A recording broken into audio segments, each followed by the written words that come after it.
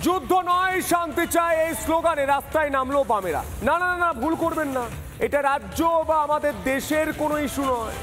ওনারা রাজ্য বা দেশের কোনো ইস্যু তো দেখতে পান না, চোখে চালসে আছে কিনা। ওনারা বলছেন ইসরায়েল আর প্যালেস্টাইনের যুদ্ধ চলবে না। সেই স্লোগানে, যুদ্ধ নয় শান্তি চাই স্লোগানে রাস্তায় নামলেন বিমানরা, সেলিমরা।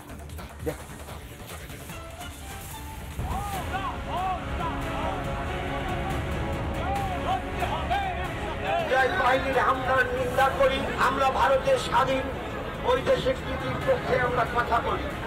মিছিলের ব্যানারগুলো দেখলেন? ঠিকই দেখেছেন, গাজায় যুদ্ধ থামাতে কলকাতার রাস্তায় আন্দোলন বামেদের। সামনের সারিতে পক্ষকেশ বিমান বসু, মোহাম্মদ সেলিমরা।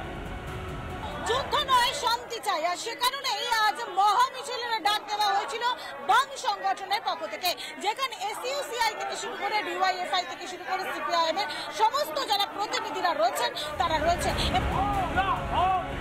ভাবতে পারেন ইসরায়েল প্যালেস্টাইনের সংঘর্ষ থামাতে মিছিল হচ্ছে কলকাতায়। প্যালেস্টাইনের উপর সাম্রাজ্যবাদের মদতপুষ্ট ইসরায়েল বাহিনীর হামলার নিন্দা করি। আমরা ভারতের স্বাধীন বৈদেশিক নীতির পক্ষে আমরা কথা বলি। আচ্ছা, এ রাজ্যে কোনো সমস্যা নেই? নিয়োগে দুর্নীতি নেই? ভোটার তালিকায় জালিয়াতি নেই? মা বোনেদের ইজ্জত নিয়ে টানাটানি নেই? রাজকোষে বাড়তে থাকা দেনা নেই? সেগুলো নিয়ে কিন্তু পথে নামলেন না বামেরা। সির্ফ রাজনীতির কারণে নাকি প্রকৃত সমস্যা থেকে নজর ঘোরাতেই পথে বামেরা? মানুষের দৃষ্টি যাতে ওই 26,000 চাকরি প্রার্থী তাদের দিকে মানুষের যাতে দৃষ্টি না যায়। বলছে গাজায় বোমা পড়ল কেন, এদের পাড়ায় বোমা পড়ছে সেটা এদের মাথায়। তৃণমূল সিপিএম ভাই ভাই, ভুলোমাত ভুলোমাত।